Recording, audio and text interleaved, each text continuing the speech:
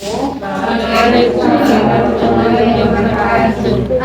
materi hari ini kita akan membahas tentang PCR. Sebenarnya PCR itu adalah ini, alatnya itu ini, tetapi di sini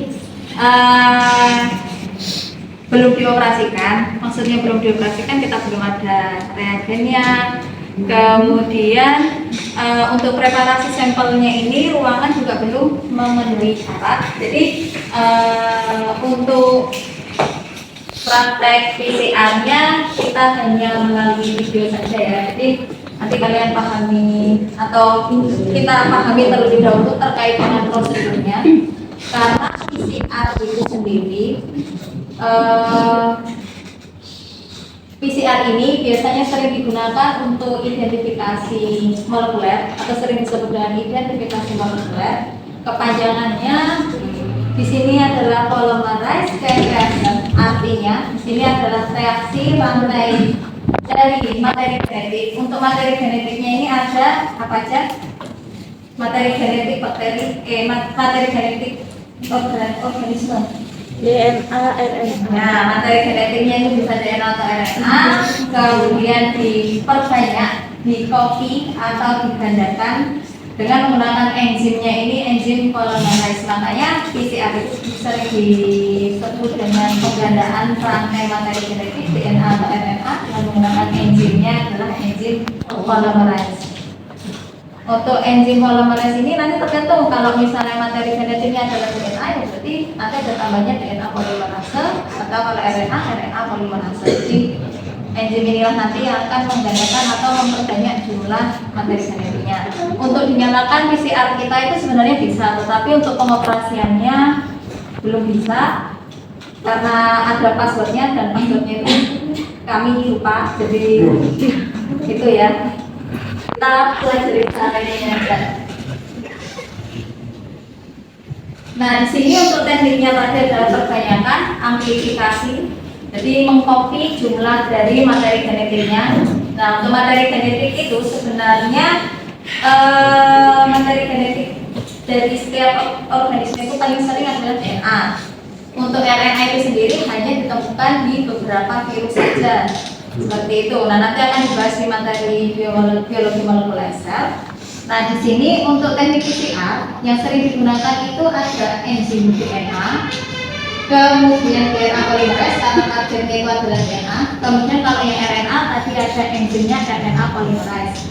Kemudian ada cetakan pendek DNA genom. DNA genom ini sering ditemukan di dalam sampel atau yang berasal dari manusia, kalau misalnya sampelnya itu adalah manusia.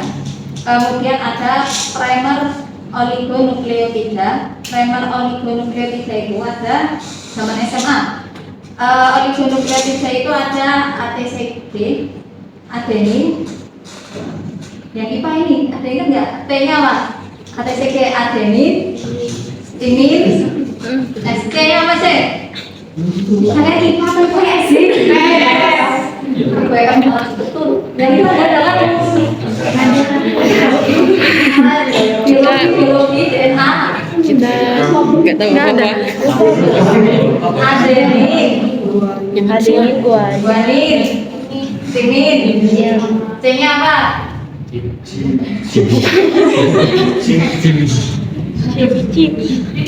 Sitosin. Oh, sitosin. Nah, kalau misalnya nanti kan itu ada proses tuh, saya nggak akan bahas prosesnya itu apa. Biasanya nanti kalau RNA yang timin itu nanti akan berubah menjadi huruf depannya U. Nah, apa U? Biasanya kan adenin itu pasangannya sama sitosin sama guanin. Nah, yang T ini adalah DNA. Kalau RNA A pasangannya ini C sama G, yang T ini akan berubah menjadi apa ya? Hurufnya U. U apa U?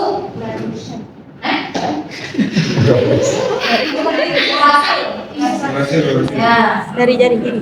jadi kalau RNA dia pasti T-nya ini susunan bahasanya akan berubah menjadi urasil. Nanti akan saya kasih lihat untuk susunan materi genetiknya itu seperti apa. Jadi sebenarnya DNA itu adalah rantai ganda seperti ini. Nah, DNA itu adalah dia susunannya dua rantai.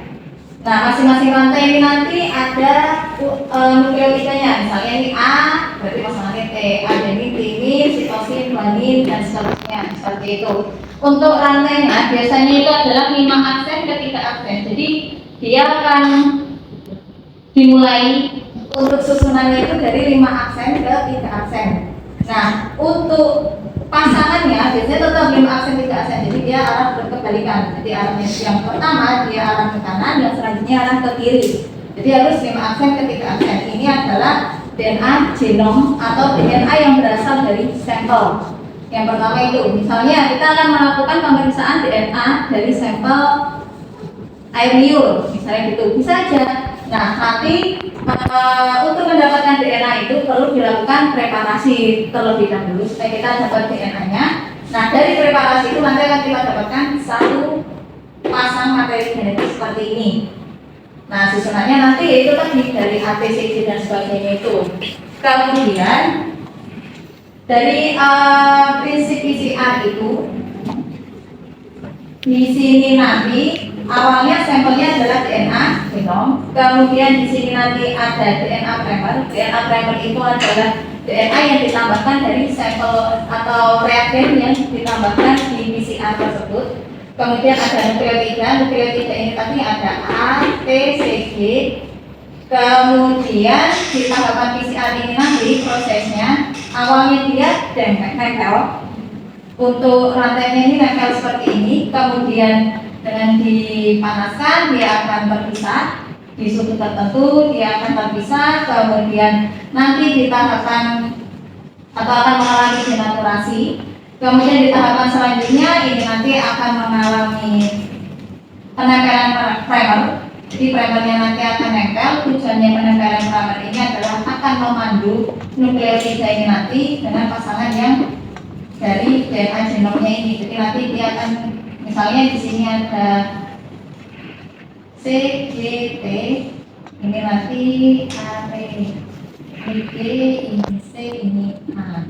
Misalnya seperti itu dan seterusnya sampai dia jalan sepanjang template-nya.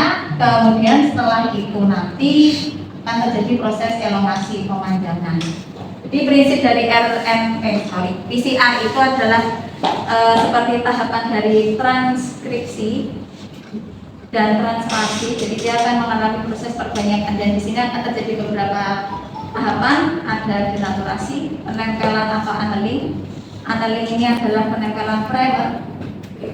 Kemudian ada elongasi atau pemanjangan. Nah, nanti akan semakin panjang dan di sini akan terjadi proses kopian atau penggandaan yang mana susunannya itu sesuai dengan template atau sesuai dari awalannya. Nah, yang hijau ini adalah template. DNA genomnya tadi sering disebut dengan template. Template itu ya cetakan dari awalnya. Seperti itu. Jadi nanti hasil dari PCR itu adalah kopian yang sama dengan DNA asal, DNA induk. Jadi misalnya nih kalian fotokopi kertas. Nah, fotokopi kertas itu kan dikopi banyak. Nah, hasil dari cetakan fotokopinya itu nanti akan didapatkan beberapa lembar fotokopian yang sama dengan fotokopian yang di awal tadi. Nah, ini pun juga seperti itu. Nah, untuk prosesnya ada 3 tahapan ini. Dipisah, pemisahan dengan denaturasi, suhunya 94 sampai 96, suhu panas. Jadi materi genetik atau DNA ini tidak tahan terhadap panas, jadi otomatis dia akan memisah. Kemudian akan tahap selanjutnya akan terjadi proses annealing atau penempelan primer. Kemudian tahapan elongasi atau pemanjangan di suhu 72. Nah, untuk spesimennya di sini bisa menggunakan spesimen yang berasal dari tubuh kita, bisa rambut. Kalau misalnya kita mau melihat hubungan kekerabatan antara ibu dan anak, apakah anak tersebut anak kandung atau bukan, itu bisa juga dengan menggunakan teknik ini, PCR. Bisa juga dengan menggunakan sampel serum plasma, bisa juga dengan menggunakan darah tanpa diolah terlebih dahulu menjadi serum atau plasma. Bisa juga kalian menggunakan air liur atau saliva, itu juga bisa. Kita juga menggunakan cairan tubuh lainnya atau feses pun juga bisa. Tetapi paling sering adalah ini. Untuk darah harus menggunakan EDTA atau heparin. Heparin ini nggak bisa karena akan menghambat PCR. Atau tanpa antikoagulan, nanti kalau tanpa antikoagulan biasanya nanti akan berubah menjadi serum seperti itu. Nah, untuk tahapan PCR ini karena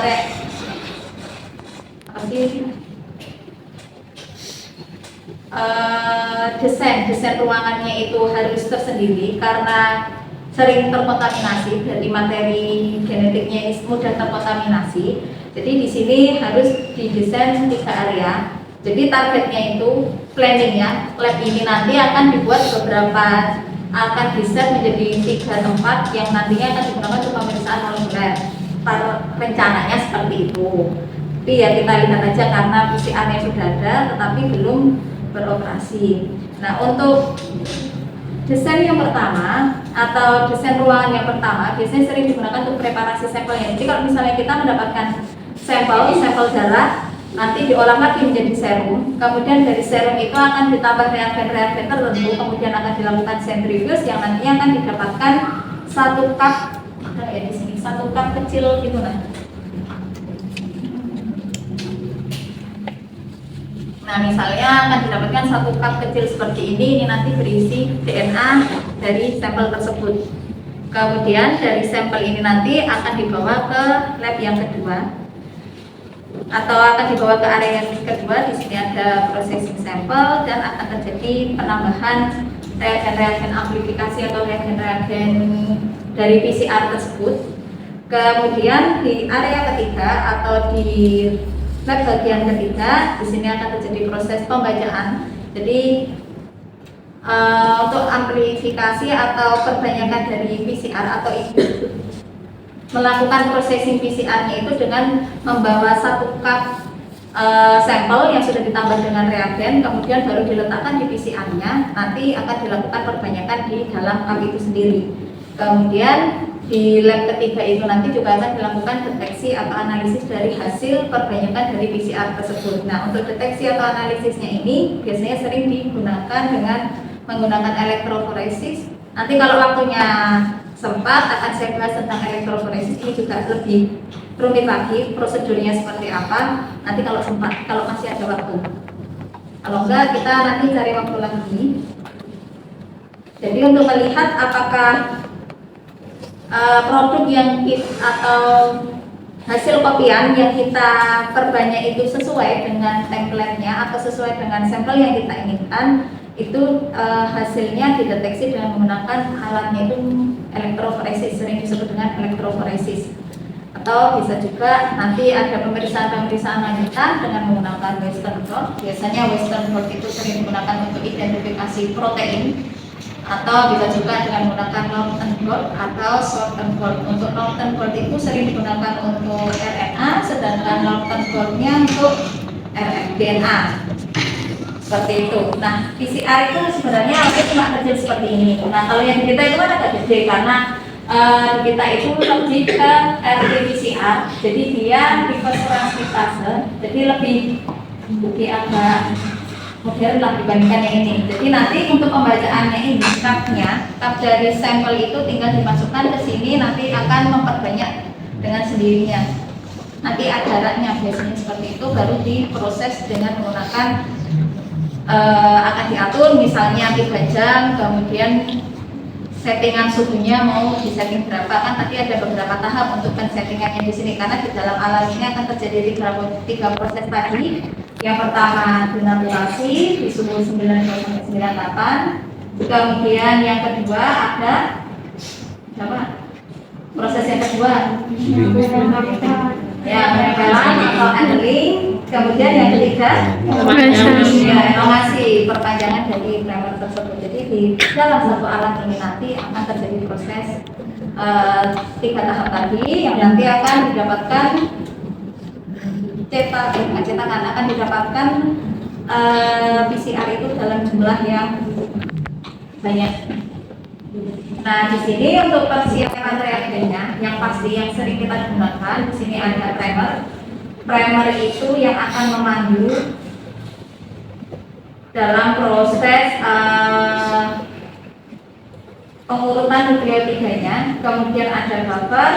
DNTP ini adalah nukleotida tadi, ATCG, adenin, timin, sitosin, guanin.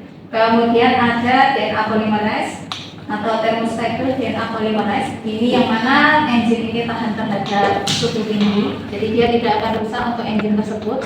Kemudian ada DNA template. Biasanya reagen-reagen ini sudah terdapat dalam PCR mix atau reagen itu sudah jadi satu, tinggal kalian satu kali mixer. Beda lagi nanti kalau misalnya kalian harus mendesain. Biasanya itu kalau yang desain PCR kita harus coba-coba, misalnya kita harus menentukan desain primernya seperti apa dulu, jadi perlu dilakukan optimasi terlebih dahulu. Dan biasanya ini tidak untuk pemeriksaan, lebih sering untuk penelitian, jadi perlu dilakukan optimasi dari sampel-sampel yang akan dilakukan pemeriksaan. Kemudian untuk persiapan atau preparasi sampelnya ini dengan menggunakan isolasi DNA, jadi perlu dilakukan preparasi DNA. Jadi dari sampel yang kita dapat, misalnya sampel darah, di sampel darah itu isinya ada banyak, yang punya DNA, bisa juga ada RNA, bisa juga protein-protein yang lain. Jadi perlu dilakukan preparasi dari sampel darah tersebut, harapannya untuk mendapatkan DNA murni. Jadi perlu dilakukan isolasi DNA terlebih dahulu.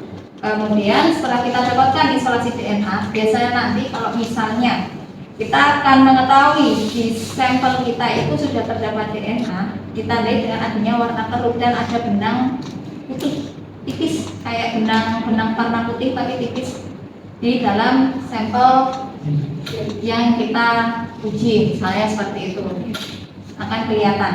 Kemudian setelah itu baru tambahkan reagennya. Untuk reagennya ini isinya ada primer, buffer, DNTP. DNTP itu tadi ada nukleotida ATCG, kemudian DNA polymerase dan DNA template. Nah, untuk reaksinya di dalam PCR ini tadi ada ini denaturasi, annealing dan polimerase atau elongasi yang tadi sudah kita bahas. Untuk denaturasi ini yang awalnya dia double strand atau dua untai, tadi akan memisah, misalnya ini. Untuk DNA tadi awalnya double strand, dua rantai, kemudian dilakukan denaturasi, dia akan memisah di suhu panas 92-96 atau 90-96. Kemudian setelah memisah nanti akan terjadi penempelan primer. Di sini nanti ada annealing, di bawahnya juga ada annealing primer atau penempelan primer di suhu 50-60. Kemudian setelah itu akan dilanjutkan polimerasi atau elongasi yang akan ditambahkan dengan DNTP ini. Nah, hasil dari PCR nanti biasanya akan dilanjutkan uji dengan menggunakan elektroforesis. Untuk elektroforesis ini ada beberapa, dengan menggunakan gelnya agaros atau poliakrilamid. Ini nanti akan kita bahas juga kalau waktunya sampai. Nah, untuk prinsip PCR ini tadi awalnya DNA itu adalah dia double helix. Jadi dia bentuknya rantai seperti ini dan dia helix, dia seperti ini, lingkar seperti ini. Ini adalah susunan DNA di dalam tubuh kita. Jadi di masing-masing tubuh kita itu pasti ada ini DNA. Tergantung nanti kalau misalnya mengalami mutasi genetik, biasanya ditandai dengan perubahan dari susunan basa ini, susunan nukleotidanya ini, yang harusnya misalnya pasangannya adenin dengan timin, tetapi ini adenin dengan sitosin, kan nggak cocok tuh. Nah, biasanya karena adanya mutasi dari susunan nukleotida ini, kemudian akan terjadi proses amplifikasi perbanyakan di susunan basa yang dikopi, yang berasal dari induknya itu sudah salah, maka hasilnya nanti juga akan salah, dan ini sering menyebabkan adanya penyakit kanker. Biasanya berawal dari ini, susunan dari selnya atau materi genetiknya yang mengalami mutasi atau mengalami mutasi genetik mutan seperti itu. Nah, faktor untuk mengalami mutasinya ini juga beragam. Nanti akan dibahas di biologi sel molekuler aja. Nah, di sini kita akan bahas prinsip untuk PCR. Di sini PCR itu tadi amplifikasi pertanyaan. Ini adalah reagen-reagennya, komponen dari PCR-nya. Ada DNA sampel yang berasal dari sampel bisa manusia atau hewan. Dilakukan isolasi preparasi sampel terlebih dahulu sehingga didapatkan DNA murni. Kemudian ada primer ini adalah susunan basa. Misalnya susunan basa yang sudah kita ketahui dan disesuaikan dengan urutan dari DNA sampel ini. Jadi nanti kalau ditempel primer itu sudah pas dan cocok. Kemudian ada nukleotida, ini ada ATCG, adenin, sitosin, guanin. Kemudian ada Taq polimerase, ini adalah enzim, bisa DNA atau RNA tergantung dari sampelnya RNA atau DNA. Kemudian ada mix buffer dan ada PCR tube. Nah, nanti biasanya reagen-reagen ini akan dimasukkan ke PCR tube beserta dengan sampelnya, kemudian dimasukkan ke alat PCR tersebut. Dan di sini akan terjadi proses yang tadi sudah kita tes, denaturasi, annealing, dan ekstensi atau polimerase atau elongasi, pemanjangan. Yang awalnya tadi double strand seperti ini, kemudian dilakukan denaturasi di suhu panas 94 sampai 96, ya. Yang awalnya double strand 2 lantai, dia akan memisah di tahapan denaturasi. Kemudian pada saat memisah, ini akan masuk ke tahapan annealing, penempelan primer di suhu 55. Di sini nanti primer yang ini tadi, primer ini nanti dia akan nempel sesuai dengan susunan basa. Dia akan nempel sesuai misalnya A, T, ini C, D, ini A, T, misalnya gitu. Dan ini juga sebaliknya seperti itu. Kemudian akan masuk ke tahapan elongasi di suhu 72. Di sini nanti akan mengalami perbanyakan. Ini baru satu tahap. Nah, nanti dari tahapan ini nanti akan terjadi ke siklus yang kedua, dan ini prosesnya akan sama, akan kembali lagi ke tahapan denaturasi, annealing, dan elongasi. Dan itu akan siklusnya itu bisa sampai ribuan. Tergantung mau berapa jam yang akan kita targetkan, bisa 2 jam atau 3 jam.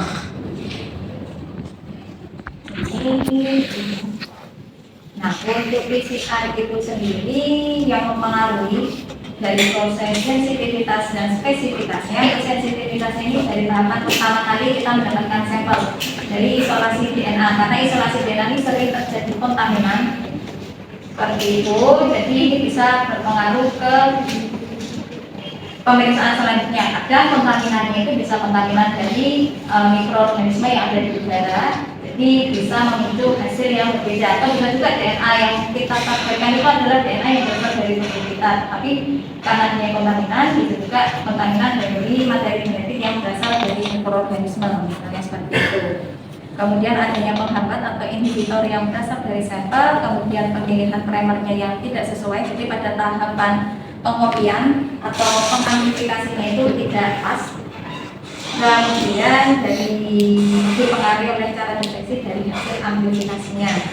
Kemudian untuk spesifitasnya ini bisa dipengaruhi dari prosesnya, mekanisme SOP yang kita lakukan tidak sesuai, cara kerjanya tidak tepat. Kemudian untuk pemeriksaan PCR itu mulai dari mikropipet, karena di sini kita membutuhkan mikropipet dengan tips yang kondisinya steril, jadi harus disterilkan terlebih dahulu. Maka harus dilakukan di bawah atau dilakukan di biosafety cabinet juga.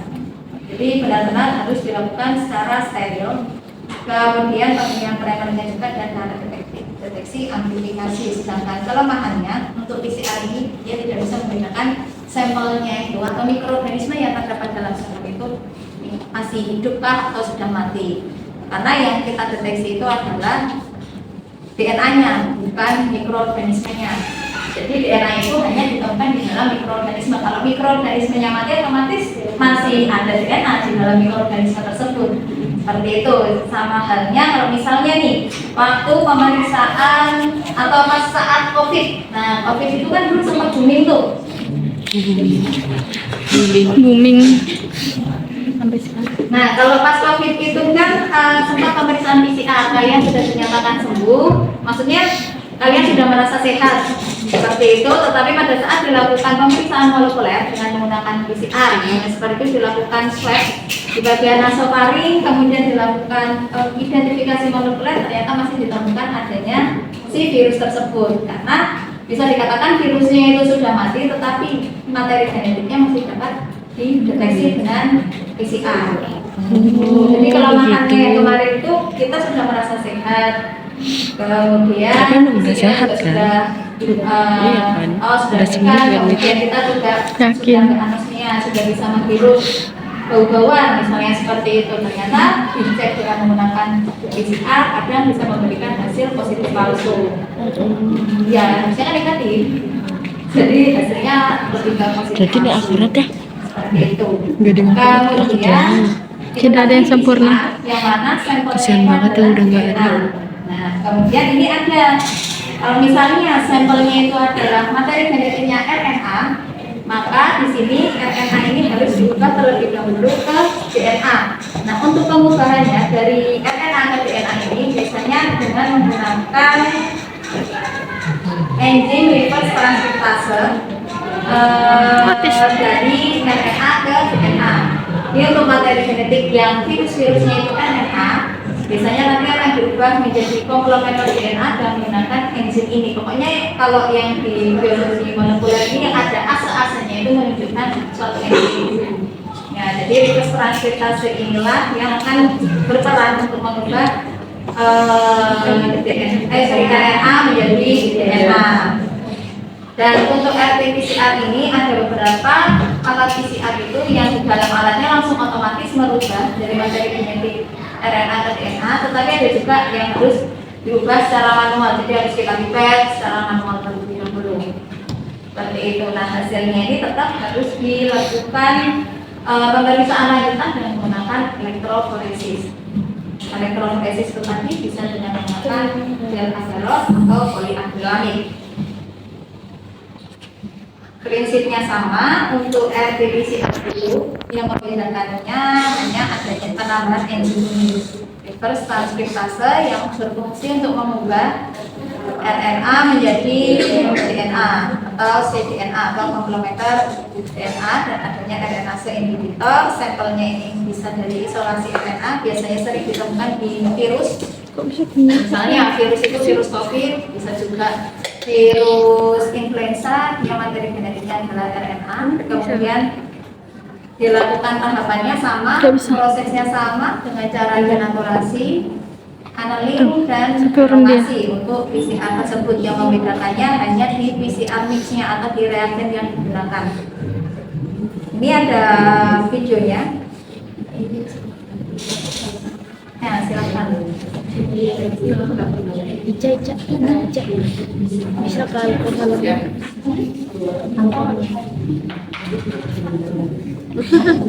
Nah, untuk PCR lebih sering digunakan untuk DNA fingerprinting. DNA fingerprinting itu kalau misalnya di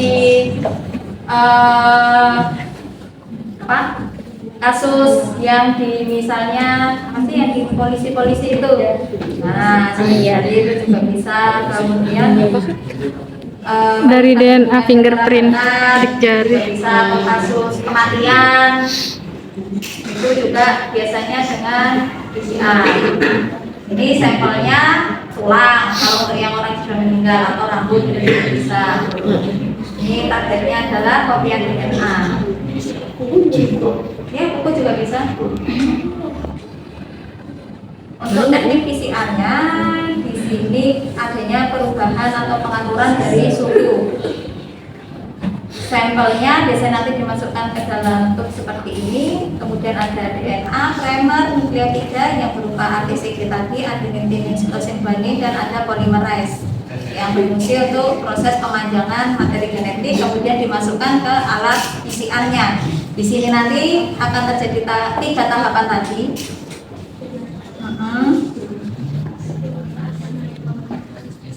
Informasi. Nah, ini adalah misalnya yang hijau ini adalah target DNA-nya. Di sini akan masuk ke siklus yang pertama, yaitu adalah siklus denaturasi.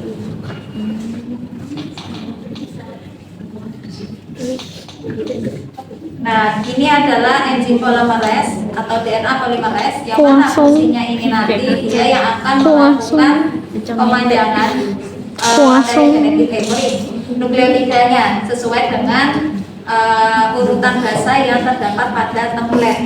Ini adalah materi genetik tadi yang berasal dari sampel seperti itu. Di sini nanti kita akan masuk ke siklus yang kedua, tahap analisis. Ini ada primer, trinukleotida.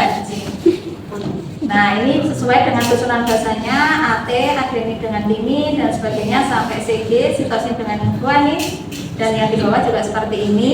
Setelah primernya ini nempel sesuai dengan susunan bahasa, di sini nanti yang akan berperan adalah si enzim DNA polymerase. Nah, enzim ini nanti dia yang akan membantu si nukleotida yang berada di bebas ini, dia nanti akan membantu sesuai dengan susunan bahasa yang ada di template-nya ini.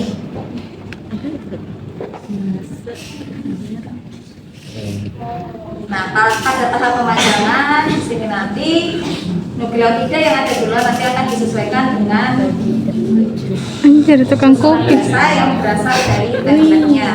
Tukang kopi. Ya, tetap sampai ujung. Kemudian akan masuk ke siklus 2, di sini nanti akan memisah lagi sampai siklusnya ini bisa sampai ribuan.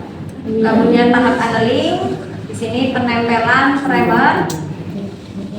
Kemudian enzim polymerase yang akan berperan untuk membantu nukleotida bebas untuk nempel sesuai dengan susunan bahasa dari template-nya tadi.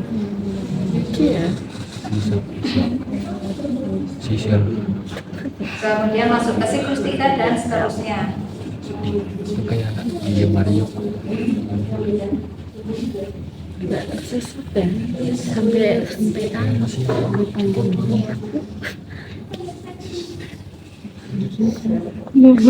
Buruh DNA.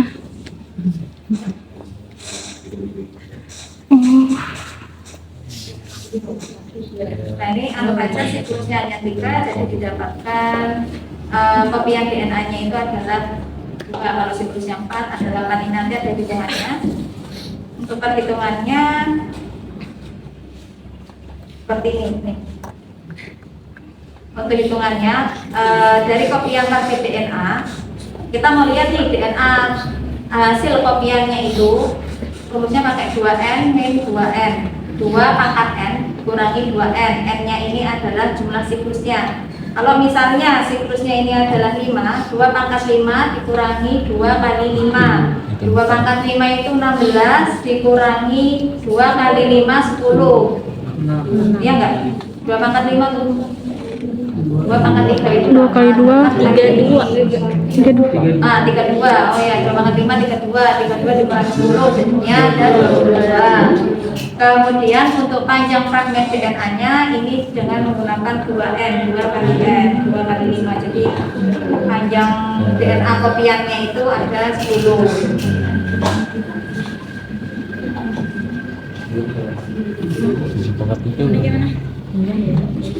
Seterusnya sampai didapatkan siklusnya 10 kali-kali. Gila, banyak yang masuk. Satu biji ya. Wow. Nah, dalam waktu panjang ini bisa ditemukan sampai 1 juta, 1 miliar ya. Iya, satu DNA aja sudah bisa. Makanya forensik itu cuma butuh rambut selembar aja, darah setitik. Kemudian setelah kita dapatkan hasilnya, Kulit. baru nanti dilanjutkan uji Kamu elektroforesis. bukan bapaknya. Bisa? Kita udah tahu Rambut dalam anjir. itu sudah ada kopian materi genetik DNA-nya. Rambutnya juga Setelah itu kacamata baru keringat. dilanjutkan ke elektroforesis. Untuk elektroforesis saya sampaikan sekarang atau Sekarang dua. Bisa kita yang masak.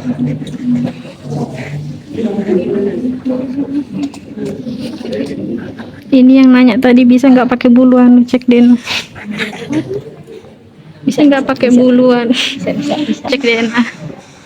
Bulu kaki, bulu ketek sama bulu yang di. Bisa nggak sih? Kan rambut semua. Kecuali kecuali hidungmu ada bulunya, baru berarti kamu keturunan ayam. Oh. Kalau pakai apa ya? Cari atas. Sudah. Enak, binatang. Nah, sekarang kita akan masuk ke elektroforesis. Untuk elektroforesis ini kita juga belum ada alatnya. Di sini untuk elektroforesis itu biasanya uji lanjutan dari hasil PCR. Jadi kita ingin lihat untuk materi genetiknya atau DNA yang kita dapat itu apakah sudah sesuai atau belum. Jadi misalnya kita targetnya atau fragmen DNA yang kita inginkan itu misalnya mau yang ukurannya atau susunan basanya yang harus sesuai atau enggak. Nah, di sini perlu kita lihat dengan menggunakan elektroforesis. Nah, untuk elektroforesis itu biasanya dengan menggunakan gel atau agar. Biasanya nanti menggunakan bantuan listrik. Keren, warnanya neon. Pergerakan fragmen DNA-nya itu atau fragmen RNA atau proteinnya Itu DNA itu pisah. katode atau yang negatif, aliran yang negatif ke yang positif. Bisa nanti tampilannya seperti ini. Ini biasanya digunakan untuk ini DNA, RNA atau protein. Untuk protein ini biasanya itu adalah hasil dari Nggak tahu, belum kami cek. sintesis dari RNA itu sendiri. Kalau nggak ada Protein pancasilan ini. Jadi gimana? dia sudah berisi gabungan dari beberapa DNA misalnya atau beberapa nukleotida. Misalnya nukleotida itu ATC. Nanti kan ada pasangannya. ATC itu adalah buah G, GCE, ATC, G, C, ATC, GCG, misalnya seperti itu. Nah, GCG itu ada nama asam aminonya, misalnya glisin. Kemudian ada lagi, nah protein itu adalah gabungan dari beberapa asam amino, yang mana satu asam amino itu terdiri dari 3 basa nukleotida. Seperti itu. Kemudian untuk elektroforesis ini migrasi dari protein atau RNA atau DNA yang muatannya itu adalah muatan negatif ke muatan yang positif dengan bantuan aliran listrik. Ini perpindahan partikelnya, kemudian jadi elektroforesis itu merupakan deteksi akhir atau untuk melihat targetnya DNA-nya itu teramplifikasi atau terkopi dengan banyak atau tidak. Jadi kalau misalnya tidak, maka perlu dilakukan pengambilan sampel ulang, kemudian dilakukan PCR lagi, setelah itu baru diuji elektroforesis. Dan tahapan elektroforesis ini juga harus benar karena ini juga sering terkontaminasi dan yang digunakan pun juga harus dalam alat-alat yang steril.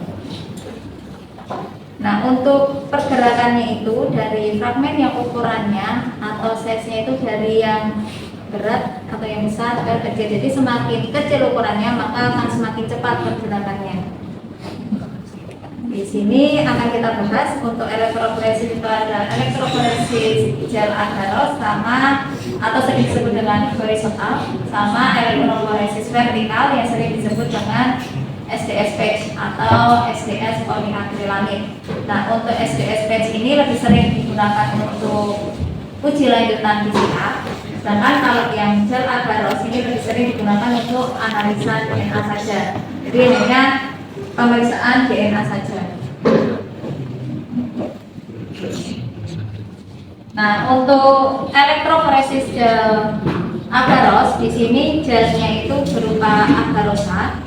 Kemudian karena di sini elektroforesis gel agarose itu untuk mendeteksi pergerakan DNA, analisa DNA. Jadi DNA-nya ini dia bermuatan negatif.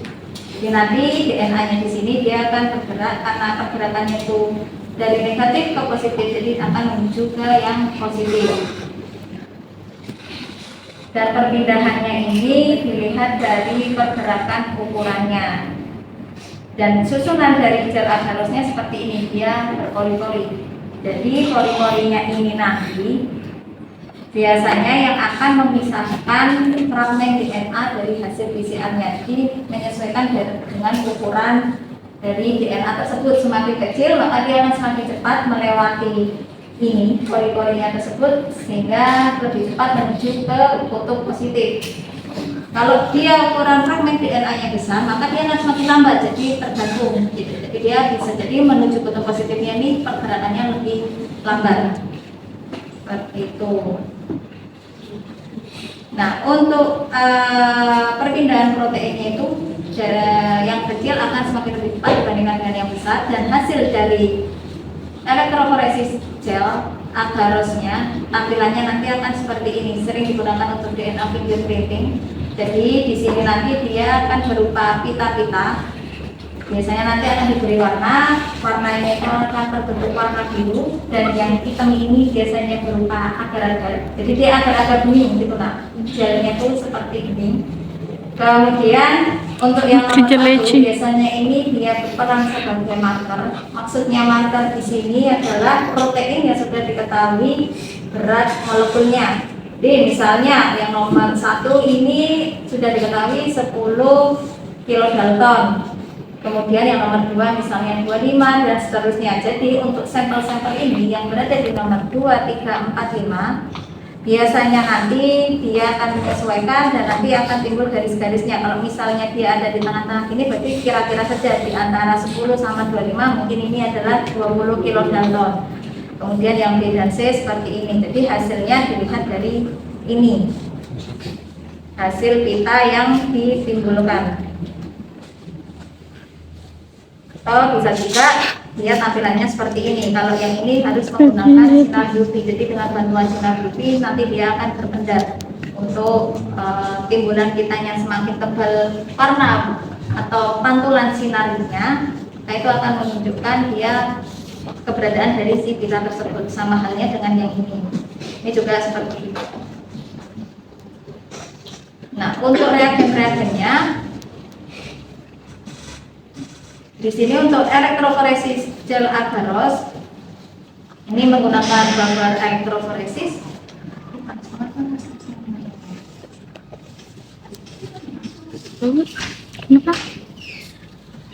Nah, di sini untuk buffer elektroforesisnya itu ada PAE. Ini ada tris asetat EDTA atau TBE, tris borat EDTA. Biasanya fungsi dari buffer ini adalah yang akan membantu pemisahan dari fragmen DNA-nya. Kemudian ada buffer loading. Biasanya buffer loading ini berisi larutan warna, biasanya warna biru. Ini nanti juga akan membantu dalam proses melihat si DNA ini bergerak sudah sampai mana. Jadi melihat pergerakan proteinnya ini atau DNA-nya ini, pitanya ini, gennya ini sudah sampai mana. Yang ini adalah sumurannya, nanti kita lihat ada well-nya, kemudian pergerakannya akan menuju ke bawah. Semakin ke bawah maka beratnya itu akan semakin lebih besar, tetapi ukuran fragmennya DNA ini lebih kecil. Kemudian di sini setelah dilakukan proses elektroforesis, tahapan untuk melihat gen atau pitanya ini dilakukan pewarnaan. Untuk pewarnaannya, untuk gel agaros ini dengan menggunakan ETBR, ethidium bromide, yang mana ethidium bromide ini untuk pewarna elektroforesis lebih banyak pewarnanya ini bersifat toksin atau toksik, jadi perlu dilakukan secara hati-hati. Tetapi ini ada ethidium bromide, kemudian ada phase glass. Untuk phase glass ini pewarnanya dengan menggunakan phase blue, pewarnaan cepat. Nanti hasilnya lebih valid atau lebih bagus dibandingkan dengan menggunakan ethidium bromide seperti itu. Dan untuk gel agaros ini pembacaan hasilnya tetap harus dibaca di bawah sinar UV, dan kita juga belum ada untuk pembacaan sinar UV. Mungkin di lab kimia mungkin sudah ada, saya kurang paham seperti itu. Kemudian di sini adalah prosesnya untuk elektroforesis gel agaros. Yang pertama pastinya kita harus membuat gel agarosnya terlebih dahulu. Kemudian setelah itu kita harus menyiapkan traynya atau tempat untuk membuat si gel agarosnya tersebut. Tampilannya seperti ini. Jadi di sini bisa terbentuk empat sumuran gel yang nantinya bisa dilakukan untuk 4 kali pemeriksaan. Jadi ini ada gel pertama, yang ini gel kedua, ini gel ketiga, dan yang ini gel keempat. Jadi di gelnya ini ada kayak foam atau sisir. Jadi ini seperti sisir, dan nanti pada saat membuat gelnya itu diletakkan sisir ini, dan setelah sisir ini atau gelnya ini sudah kering, sisir ini tinggal ditarik sehingga nanti di sini nanti akan berlubang-lubang. lubang-lubang dari bekas sisirnya itu. Nah, lubangan ini nanti yang akan digunakan untuk sumuran atau well yang digunakan untuk memasukkan si sampel. Dan sampel nanti akan bergerak di dalam gelnya. Saya kira ini nyalain sih. Oh gitu. Nah, orang dulu.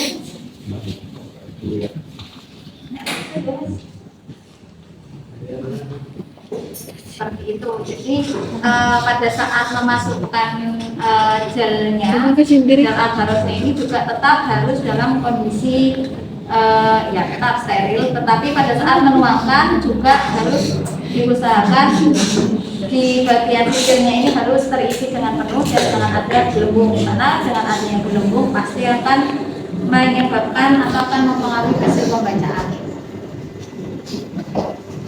Ini penuangan gelnya dan harapannya di bagian sisirnya ini nanti tetap harus terisi dengan gelnya. Jadi pada saat kering ditarik, ini nanti akan terbentuk lubang-lubang kecil-kecil.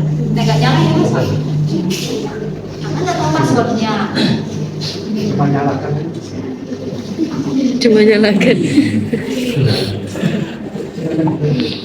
Nah, kemudian setelah kering, si gelnya ini nanti kita pindahkan ke tempatnya elektroforesis. Jadi elektroforesis itu tampilannya seperti ini. Di sini ada aliran listrik positif, yang ini adalah negatif, yang ini positif. Seperti itu nanti pergerakannya ke arah kanan. Ya kan, ke kanan. Dan ini bagian sisirnya sudah kita ambil, sisir ini sudah kita ambil, traynya ini juga sudah kita ambil. Jadi yang kita masukkan hanya gelnya saja. Kemudian setelah dimasukkan ke dalam counter atau tempatnya elektroforesis, di sini nanti pada saat kita akan memasukkan sampelnya dimasukkan ke dalam well atau sumuran yang kita buat dari sisir tadi. Jadi dia tampilannya seperti ini, dia kecil-kecil. Dan pada saat memasukkan ini harus dimasukkan ke dalam well atau sumurannya ini. Kalau misalnya tidak dimasukkan ke sumurannya ini, sampelnya ini nanti dia akan larut dengan buffernya atau dengan cairan yang ada di luarnya, karena ini solusi cairan.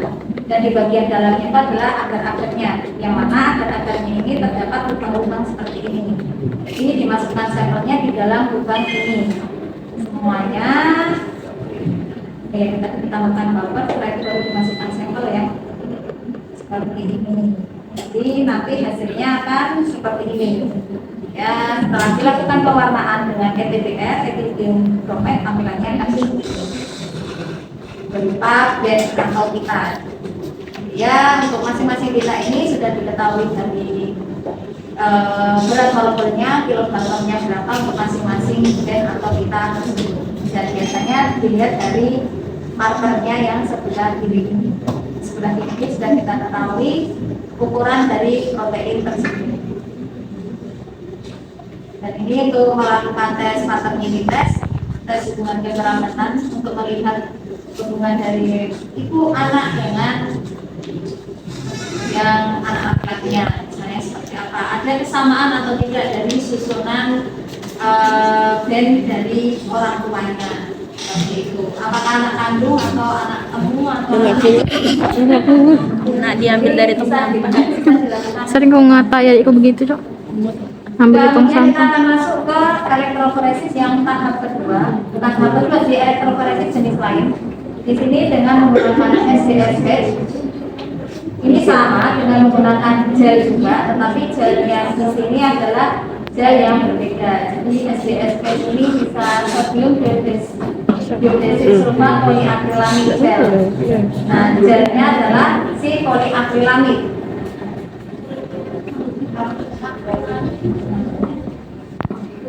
Ini sama prinsipnya untuk memisahkan fragmen DNA, RNA atau protein berdasarkan dengan molekulnya, dan lebih sering digunakan untuk tahapan selanjutnya atau tahapan lanjutan dari PCR.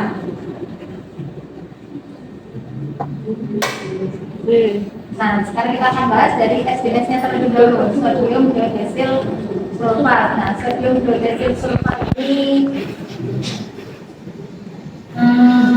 dia adalah salah satu reagen, sifatnya adalah bermuatan negatif. Jadi pada saat si protein atau DNA atau RNA ditambahkan dengan SDS ini nanti akan mengubah si materi genetiknya DNA atau RNA atau protein itu akan bermuatan negatif. Jadi untuk elektroforesis itu tetap harus selalu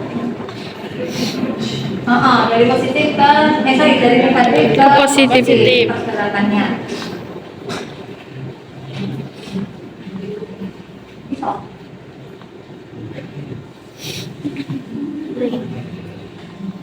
Masih loading. Beta mercaptoteno.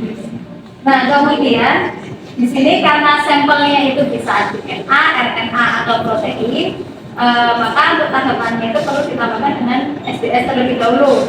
Nah, fungsinya dari SDS ini dia nanti akan merusak strukturnya kan protein itu. Protein itu kan terdiri dari beberapa struktur, ada 4 struktur. Struktur protein yang pertama dia adalah strukturnya primer. Jadi struktur primer ini di masing-masing strukturnya ini dia terdiri dari beberapa asam amino, misalnya lisin, kemudian ada lisin, kemudian ada asam amino yang lain, saya seperti itu. Ini adalah struktur primer. Kemudian untuk protein itu sendiri nanti ada struktur sekunder, tersier, dan kuartener. Untuk yang sekunder ini dia gabungan dari struktur primer. Jadi di sini sudah ada beberapa gabungan dari protein-protein yang strukturnya primer. Kalau yang primer itu lebih ke dia bentuknya linear. Sedangkan kalau yang sekunder ini sudah helix, dia dari helix. Seperti itu sudah mulai ganda. Kemudian kalau yang struktur tersier dia gabungan dari beberapa struktur primer dengan struktur si sekundernya ini. Sedangkan kalau yang kuartener ini gabungan dari struktur tersier dan adanya struktur sekunder. Jadi dia lebih rumit, sudah complicated. Nah, dari si protein-protein yang didapat dari PCR itu dia bentuknya masih tersier, sekunder, atau bisa juga kuartener. Nah, untuk memudahkan memisahkan si protein tersebut, maka ditambahkan si SDS, sodium dodecyl sulfat. Fungsinya adalah untuk memisah si protein-protein dengan struktur sekunder, tersier, atau kuartener menjadi struktur primer yang tampilannya adalah linear atau dia berupa garis lurus seperti itu. Jadi hanya satu benang saja, satu protein saja. Jadi mempermudah untuk memisahkan. Kemudian selain itu juga perlu ditambahkan beta mercaptoetanol yang fungsinya untuk mereduksi atau menghilangkan ikatan pesepeda. Nanti ada videonya.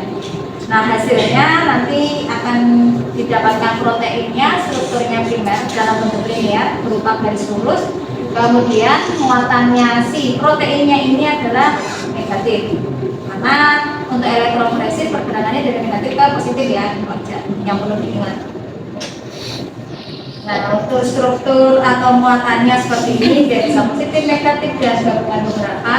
Sehingga setelah ditambahkan dengan deterjen SDS atau SDS, dia akan bermuatan negatif. Dan proteinnya adalah primer, bentuknya linear seperti ini.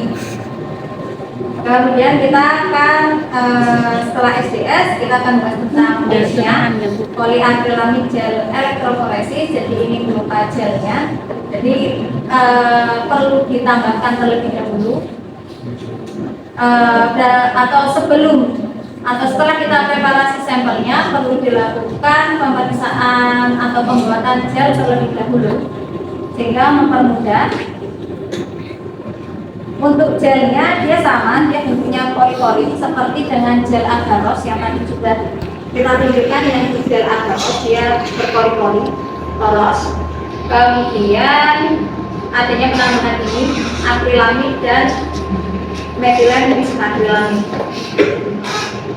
Dan sifatnya akrilamid dan metilen bisakrilamid ini dia bersifat toksin, bisa menyebabkan neurotoksin. Kemudian ada penambahan amonium persulfat ini untuk menghilangkan atau menghasilkan radikal bebas dan adanya temen. Ini NN tetrametil ethyldiamid yang ini akan membantu proses polimer atau pemanggangan dengan mengkatalis radikal bebas yang dihasilkan oleh amonium persulfat ini tadi. lagi. Nah, susunannya atau reaksi kimianya yang awalnya dia akrilamid ditambah dengan metilen akrilamid atau metilen disakrilamid, nanti dia akan membentuk gabungan dan tampilannya nanti akan seperti ini. Akan terjadi untuk gel poliakrilamid ini akan membentuk Tembok Cina. atau ikatan silang atau jaringan silang. Dia akan berporos-poros seperti Tembok ini. Cina. Nah, bentuknya seperti ini, berpori-pori seperti ini. Fungsinya tadi untuk menyaring atau untuk memisahkan fragmen-fragmen dari protein atau bisa juga dari DNA, RNA yang hasil dari PCR tersebut. Jadi untuk pemisahannya berdasarkan dari ukuran atau size proteinnya, kemudian berat molekul dari si protein tersebut. Nah, hasilnya juga sama seperti ini, nanti akan terbentuk band-band atau pita yang kalau misalnya diberi warna nanti akan muncul warna pitanya. Intinya tadi pakai Nah, gel. untuk alatnya sama seperti dengan Pakai aki. Tadi pakai yang gel Agaros.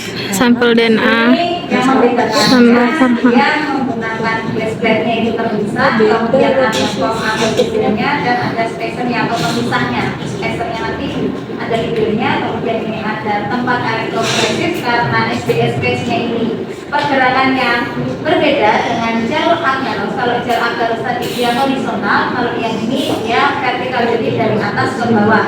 Kalau yang gel agaros itu tadi dia secara horizontal, jadi dari kiri ke kanan. Kemudian ada power supply, jadi membutuhkan adanya aliran listrik.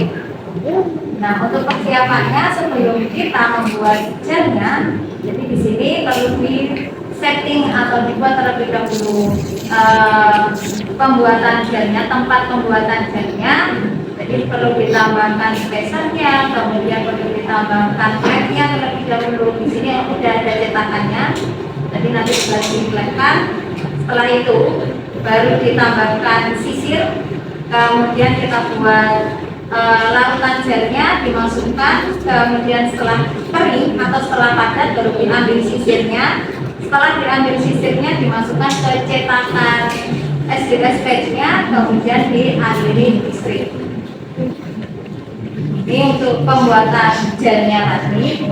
Untuk pembuatan gelnya itu ada running gel sama stacking gel. Nanti ada videonya lebih memudahkan. Jadi di gelnya itu akan dibuat dua tipe gel, running sama stacking gel. Ini nggak perlu diingat. Yang penting untuk running gel itu dia untuk memisahkan fragmennya, sedangkan untuk stacking gelnya itu dia untuk menahan si fragmen dari protein atau DNA itu sendiri. Jadi ditahannya di stacking gelnya. Untuk runningnya ini mulai dilakukan pemisahan berdasarkan fragmen atau ukuran dari si DNA itu sendiri.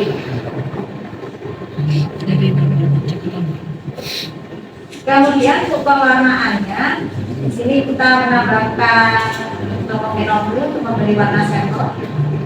Kemudian ada glycerol ini untuk membantu dalam proses DNA-nya itu turun ke dalam gelnya. Kemudian ada SDS dan disbuffer. Sini ini sebagai sampel buffernya. Jadi pada saat preparasi sampel yang kita dapat dari PCR, kemudian perlu dipreparasi terlebih dahulu. Preparasinya ini perlu artinya penambahan sampel buffer terlebih dahulu, kemudian dipanaskan di suhu 98. Harapannya dilakukan preparasi sampel ini untuk mengubah muatan sampel DNA tadi atau sampel protein tadi menjadi bermuatan negatif. Itu ya. Kayak bingung nggak kalian?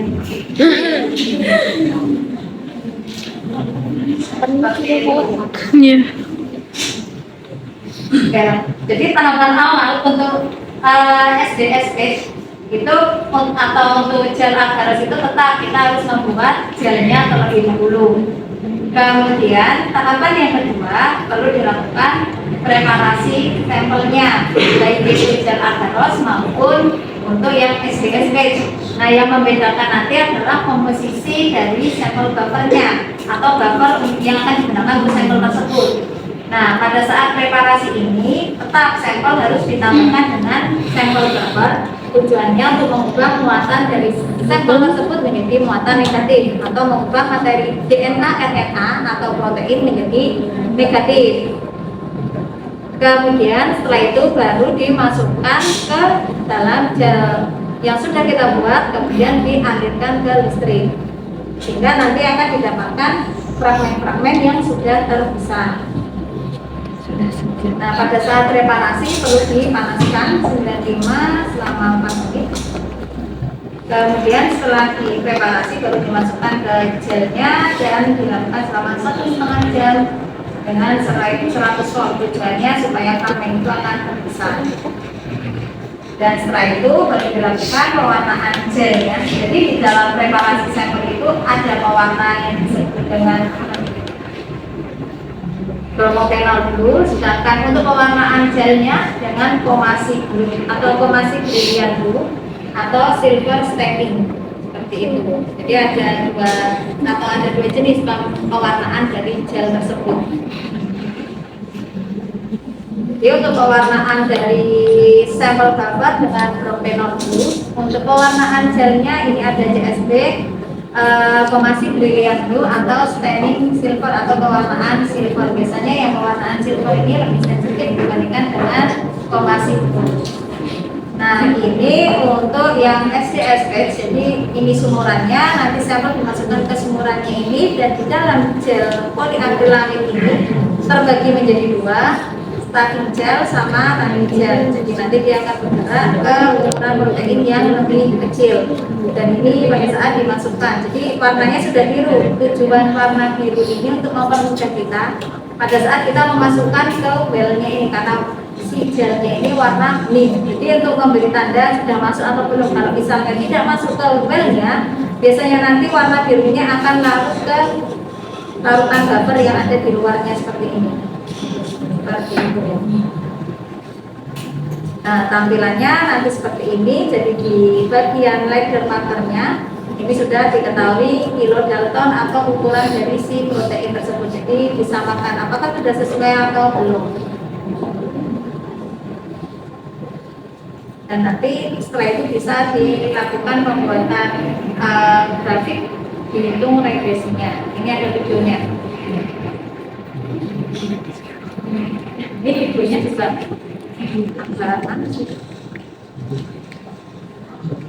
nah, untuk videonya di sini ini adalah sampel. Sampelnya ini berisi protein atau materi genetik lain yang strukturnya masih sekunder, tersier atau kuaterner. Kemudian ini ada sampel buffernya. Untuk sampel buffer ini berisi ini tadi ada SDS, beta-metatroksetanol, bromophenol blue. Kemudian kita ambil, dimasukkan ke masing-masing sampel.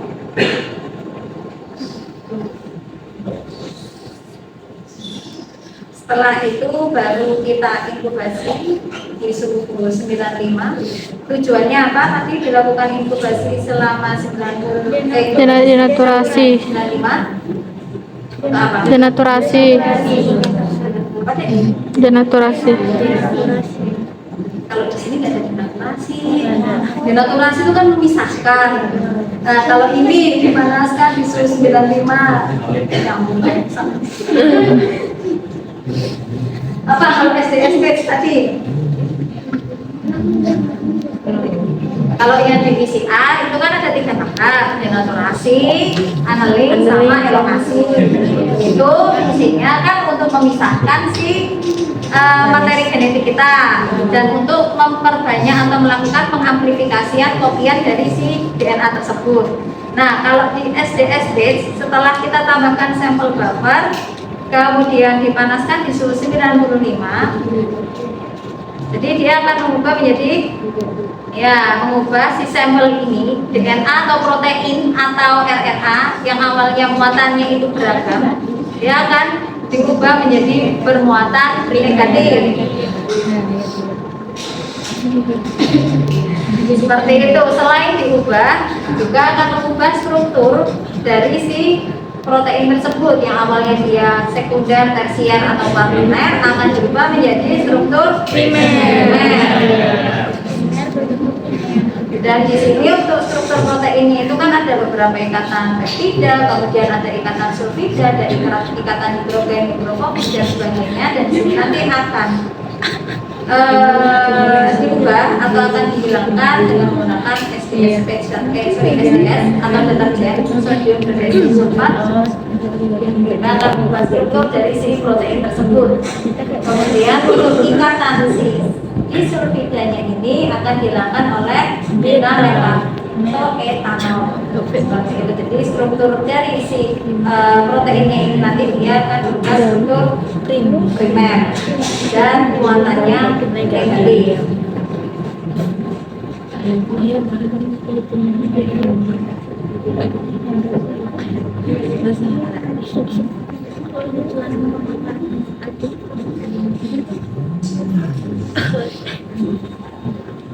Kemudian setelah itu setelah kita melakukan preparasi sampel, kemudian kita melakukan pembuatan gel poliakrilamid. Untuk gel poliakrilamid ini tadi sudah ada gel stacking dan ada gel spirating atau running. Tidak perlu dibahas reagennya apa aja, tidak perlu dihafalkan juga. Jadi dia hanya terdiri dari dua gel stacking sama gel running atau stacking. Ini reagen yang digunakan. Nah, nanti dari reagen akrilamid dan metafis akrilamid ini nanti dia akan membentuk jaring-jaring pori-pori seperti ini. Nanti akan terbentuk ikatan-ikatan atau crosslink atau ikatan silang seperti ini. Ya, tampilan pori-porinya kan kotak-kotak seperti ini.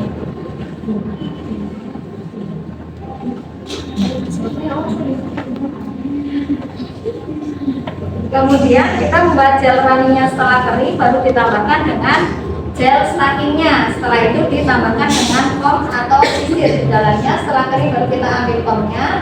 Kemudian si gelnya ini nanti kita pindah ke bagian tempat elektroforesis. Di sini elektrodanya negatif, yang bawah untuk positif. Pusing buat lepretnya. Kemudian dimasukkan ke tempatnya, ditambahkan dengan larutan buffer, running buffer.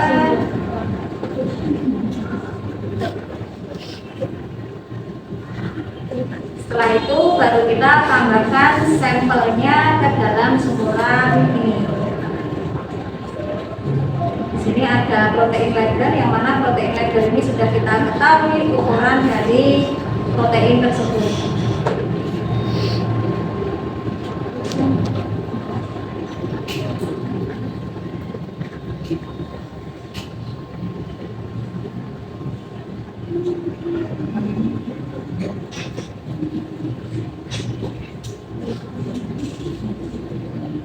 Kemudian dimasukkan masing-masing sampel ke masing-masing sumurannya.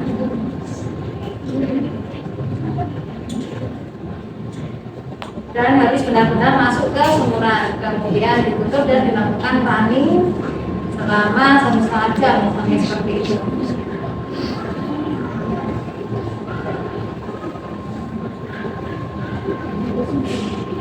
Kemudian ini nanti akan bergerak sesuai dengan ukuran dari si fragmen DNA-nya.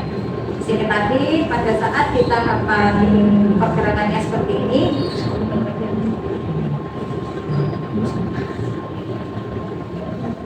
dan di sini ada dua gel, tapi ada stacking sama running atau spirating gel. Untuk stacking ini dia fungsinya adalah menahan dari si protein-protein ini. Kalau tidak ada stacking gelnya, otomatis si sampel-sampel itu tadi dia langsung aja berjalan tanpa ada yang menahan.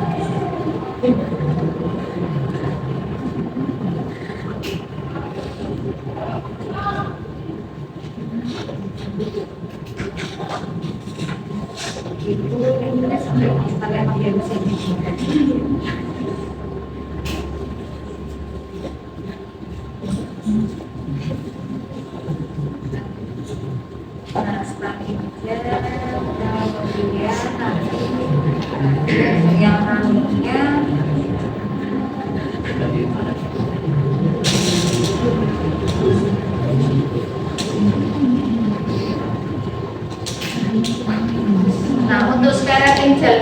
dia akan terpisah berdasarkan dari ukuran proteinnya. Jadi semakin kecil ukuran protein, maka pergerakannya akan semakin cepat menuju ke kutub positif. Yang semakin berat ukuran volumenya, dia pasti akan semakin lambat. Kemudian di sini bisa kita lihat karena tadi menggunakan pewarna propanol blue, jadi dia akan berwarna biru untuk pergerakannya. Setelah itu dilanjutkan dengan pewarnaan gelnya. Untuk pewarnaan gelnya, di sini kita dengan menggunakan kromasi propanol, kromasi putih yang kedua, kita ambil spacer sama gelasnya, hanya yang kita perlukan si gelnya.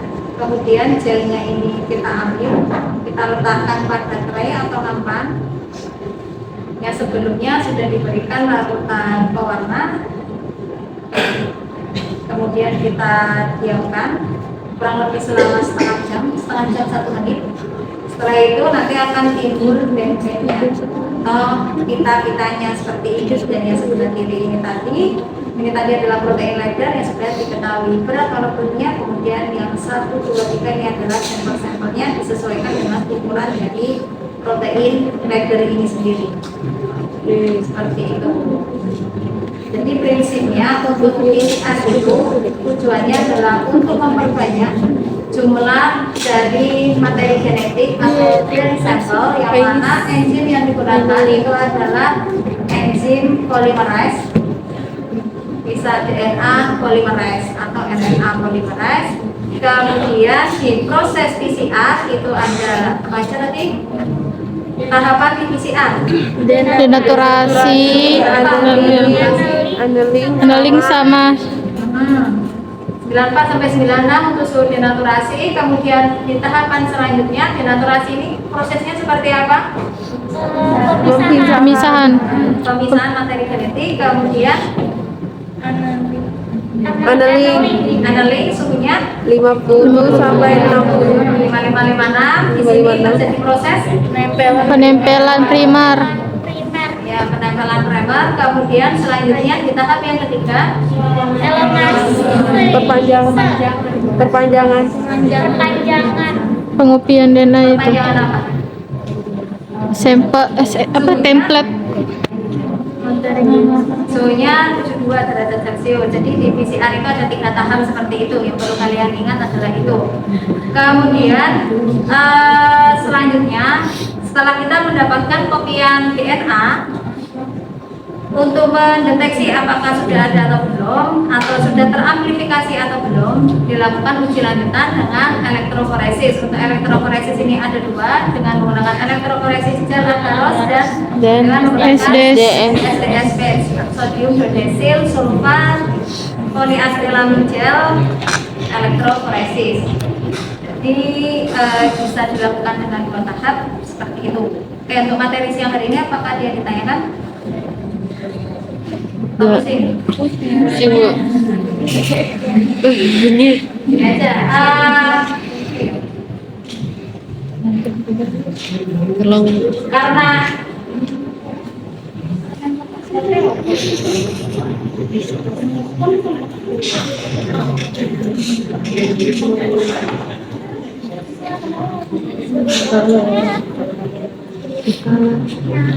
Ini ibu-ibu kondangan datang-datang langsung nge-lab.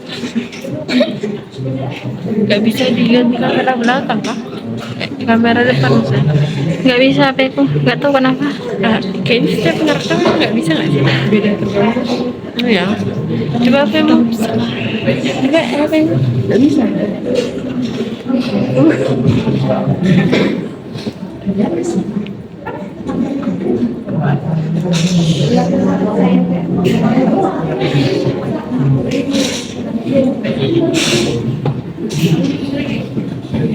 dibuka itu.